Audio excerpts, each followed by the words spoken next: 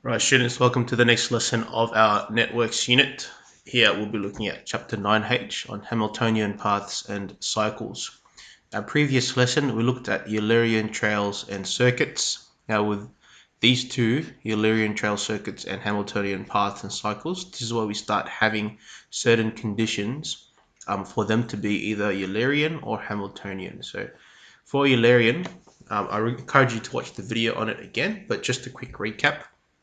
The idea behind a Eulerian trail or circuit is that you need to go through every single edge on the graph. Okay, but they're both slightly different. Where in a circuit, so I'll start with the trail here. With a trail, the start and end, okay, are both different. Okay, so for a trail, you've gone through every single edge, but the start and end are different.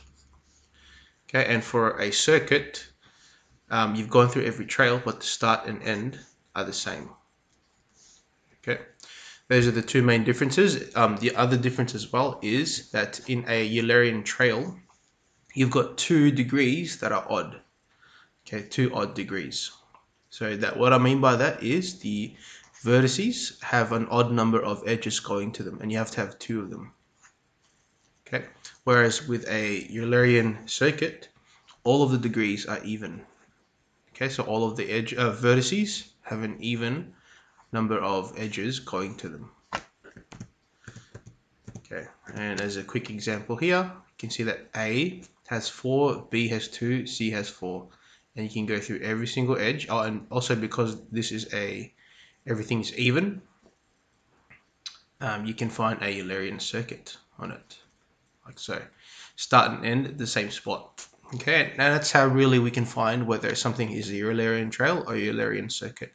If it has 2 vertices that are odd, then a trail exists. If it has 2, every single vertice that's even, so if all the vertices are even, then a Eulerian circuit exists. Alright, so watch that video if you don't get it, but let's start 9H. So Hamiltonian paths and cycles. Okay, now Eulerian trail included every single edge, okay, and Eulerian circuit, but now a Hamiltonian path and a Hamiltonian cycle will include every vertex, okay. Every single vertex. Now that doesn't mean you have to include every edge, it's just every single vertex. Okay? There's no hard and fast rule to find a Hamiltonian path or cycle. It's just basically trial and error. So just trying out a certain walk and seeing where it turns out. However, here are some guidelines and things to think about. So any vertex of degree of 1 must either be the start or end. So what that's saying is if there's a vertex that only has a degree of 1, so say for example this, you either have to start or end here. Okay, it can be actually can't be both. It's either the starting or the end. If it has a degree, if a graph has more than 2 vertices where the degree is 1, it can't have a Hamiltonian path. Okay. Cannot have a Hamiltonian path. Any vertex with a degree of 2 must have both their edges included in the Hamiltonian path. So what that's saying is, if you have a degree of 2, for example this one, that means that's definitely going to be included in it. Okay, or the edges are definitely going to be both be crossed there. But again, just something to think about is that a lot of it is just trial and error. So whether a path or a cycle exists, we will see. We will have to see by hand.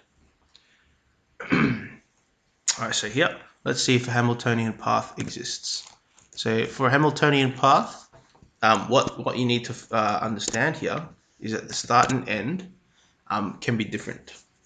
Okay, it doesn't have to be at this, well, it can't be at the same spot basically. So if I start at E, I cannot finish at E. But remember, the point is you need to go through every single vertex. So if I start at E, I can go to B, A, D, then C. Okay, and I've gone through every single vertex. I don't have to go through every edge, just every vertex. So that's a possible one. E, B, A, D, C. There's also other ones depending on where I start. I could start at B if I wanted to. I can go B, A. Actually, no, that one I can't. My bad. I can start at C. C, D, A, B, E. D, A, B, E. Notice how E either has to be the start or the finish. Oops, that should be E.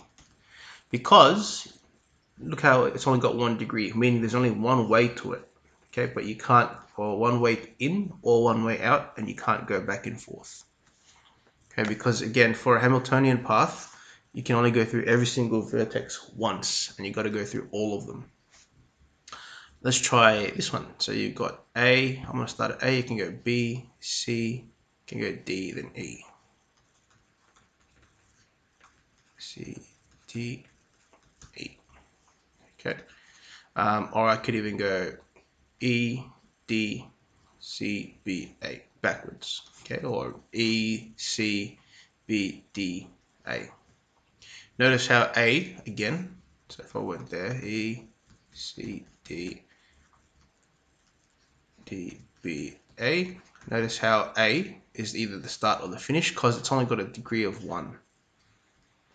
Okay. Let's try out these ones. Hamiltonian cycle. Okay, now so a cycle, slightly different. So for a cycle, the start and end has to be at the same spot. Okay, so you got to go through every single vertex, but the start and end must be at the same spot. So here it's saying we have to start at A. Okay, so if we start at A, which is here, okay, I have to start and finish there. So let's go from A. I can go down to B, C, D, E, F, A. Okay, there's an easy one. A, B, C, D, E, F, and then back to A. Okay, that's 1. Could also go A, F, E, D, A, F, E, D. I can go here if I wanted to, C, B, A. Okay, but the rule here is if I'm beginning at A, because it's a cycle, okay, I have to start and end at the same spot. So A, F, E, D, C, B, and then A. Okay, so keep that in mind. That's the difference between a path and a cycle. So path, start and finish at different spots. Okay, but for a cycle, start and finish at the same spot. So for this graph here, I can go A, C, can go A, C, D, E, F, G, B, A, C, D, E, F, G, B, A. See if there's another one. See if I can find a creative one. I can go A to C there. I can't really do that. Hey, okay. I think there's only really one for this. Or two. I can go the other way around. A, B, G, F, E, D, C, A. Okay. B, G, F, E, D, C, and then A. Cool. All right. Let me just retrace that so it's nice and clear for you guys. And I believe that is it for this lesson of Hamiltonian paths and cycles. So remember the difference or the idea behind a Hamiltonian is you have to include every vertex. Okay. And here is just there's no real general rule to find a Hamiltonian path or cycle. It's just by trial and error. Some guidelines that you can use here, but I would say the main thing to remember is for a Hamiltonian path, I'll write that here actually, every vertex start and finish is different.